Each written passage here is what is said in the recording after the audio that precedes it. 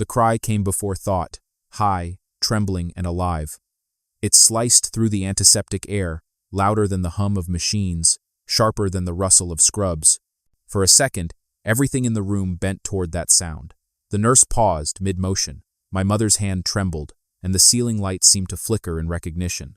It wasn't language, not yet, but it commanded the room like truth does before translation. Then came the hush. The cry softened into a human rhythm, and silence, polite, adult, controlled, took its place. I think about that shift sometimes, how the first thing we do on entering the world is to announce ourselves, and how quickly we're trained to stop. As children, our noise meant life. As adults, it means disturbance. Somewhere between those two, we learn to mute what once kept us alive. Maybe the body remembers what the mind edits out. Maybe every quiet room I've ever sat in still holds an echo of that first defiance, waiting for permission to speak again. By the time I could form words, I'd already learned silence. It wasn't taught outright.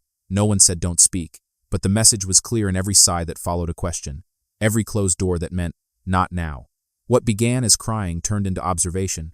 What began as need turned into performance. I became fluent in reading faces instead of expressing my own. That's the thing about growing up. You stop crying, but the body doesn't stop asking. It just finds quieter ways. I used to think control was maturity, that composure was strength, yet sometimes I'd feel a flicker beneath the calm, a strange ache when someone else's baby cried in a store aisle. It wasn't pity, it was recognition, like hearing a language I once spoke but forgot how to pronounce. My parents weren't cruel. They were tired, human, surviving their own noise. I can forgive them now for needing quiet more than connection. Still, I can't help but wonder what that early silence shaped in me, because every swallowed sound leaves a mark, and some echoes never fade. They just wait for the courage of attention. And somewhere in that waiting, I started to listen again. I started searching for proof, something beyond memory, beyond the vague ache behind the ribs. The studies came first, dense PDFs with sterile titles like early cry patterns and cortisol response in infants. I learned that when a baby's cry goes unanswered for more than 90 seconds, stress hormones flood the bloodstream. Do that often enough, and the brain adapts. It learns survival through suppression. 21 days of repetition, scientists say, and a response becomes wiring.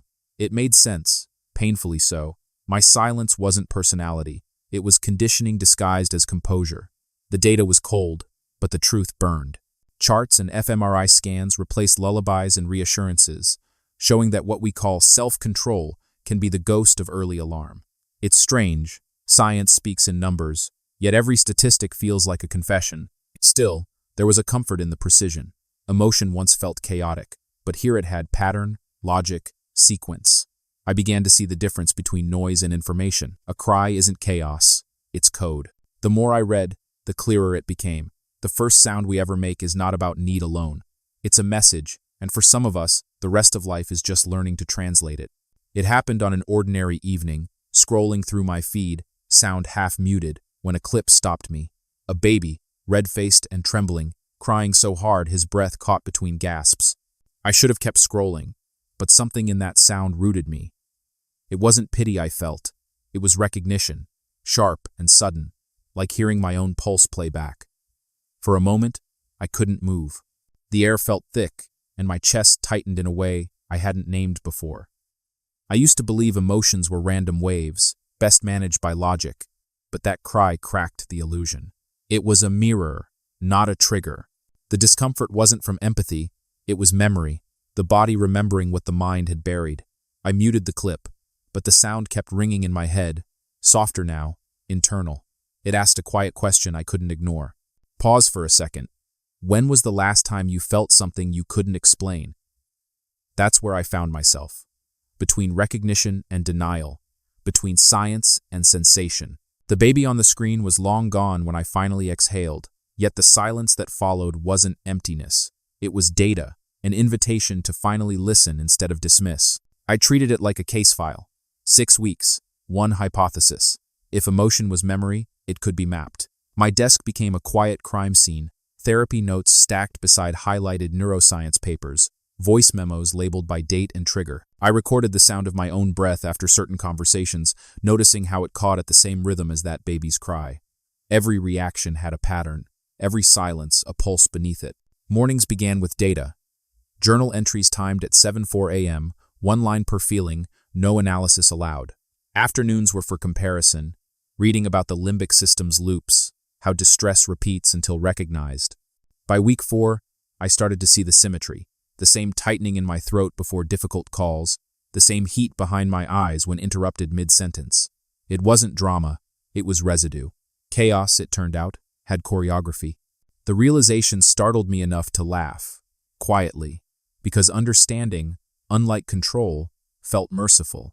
I printed one chart, taped it above my desk, 3 columns labeled sound, silence, translation. It looked clinical, but it was intimate, a manual for my own decoding.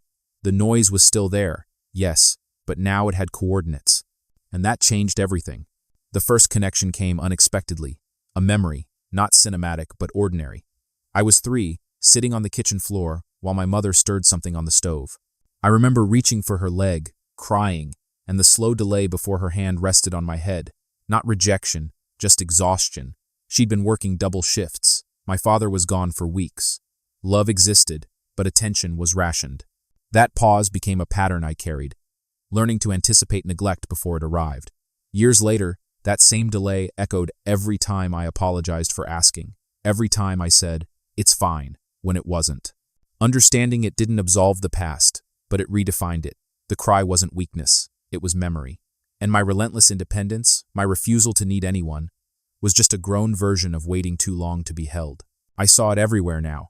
In my emails answered too fast, in the way I filled silence with competence. The open loop from all those years closed quietly, like a door sealing a draft. For the first time, I could name the sound that had lived beneath my composure. It wasn't grief or anger, it was relief. The echo had broken, and beneath it, I found calm. Change never arrives gently.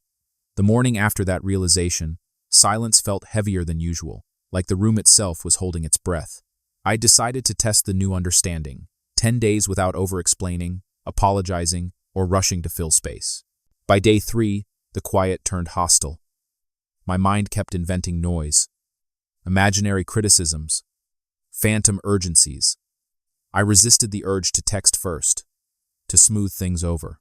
Control had always been my armor, but now it felt like weight. Sleep fractured. I woke at 2:17 a.m. to the hum of the refrigerator, counting seconds just to prove I could still anchor myself. A few colleagues noticed my restraint. One even asked if something was wrong. I smiled, said I was just listening more, though inside it felt like withdrawal. Yet the longer I stayed with it, the more I sensed the difference between suppression and stillness.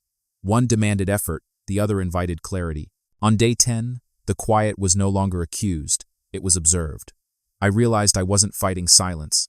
I was meeting it for the first time without fear. Control versus surrender, that was always the real conflict. And maybe surrender, when chosen, isn't loss at all.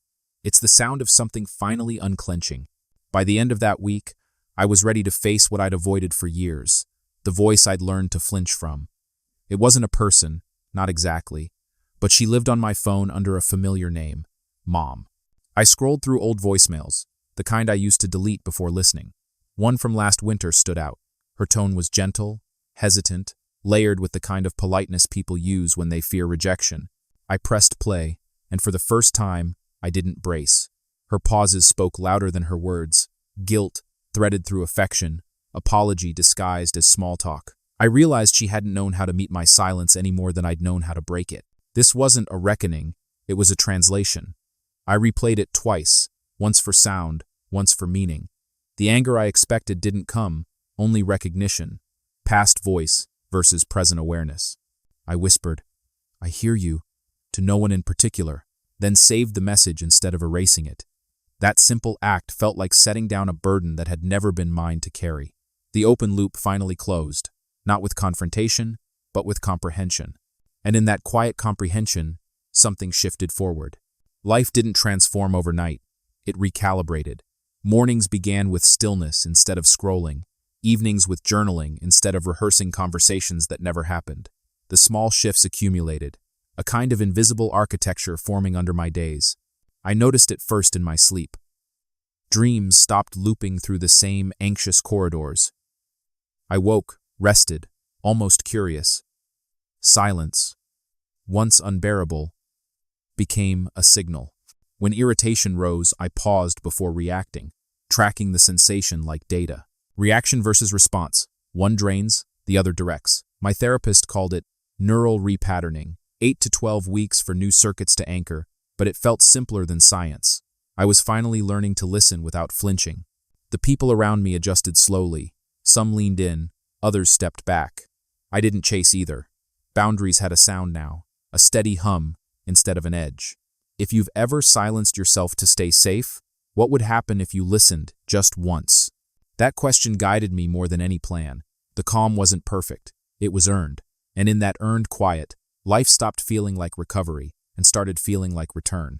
The noise was gone, but the message remained, and for once, I didn't rush to fill the space it left behind. It happened in the most ordinary place. A grocery store, fluorescent lights humming, carts clattering. Somewhere near the dairy aisle, a baby started to cry. The sound cut through the chatter, raw and insistent, just like that first memory. People turned, uneasy. One woman sighed, another rolled her eyes. But I didn't flinch this time. I stood still and let the sound move through me, not as noise, but as music, the oldest one we all know. That cry no longer meant helplessness. It meant life demanding to be heard. I smiled, faintly, realizing how far I'd come from mistaking quiet for peace. The silence I carry now isn't repression, it's choice. That's the difference. I passed the mother as she rocked her child, and for a second, our eyes met. No words, just a small, human acknowledgement. Both of us keeping something alive. I walked out into the evening air lighter than I'd entered. The world sounded clearer, somehow, like static tuning into a signal. I used to be the one who went silent.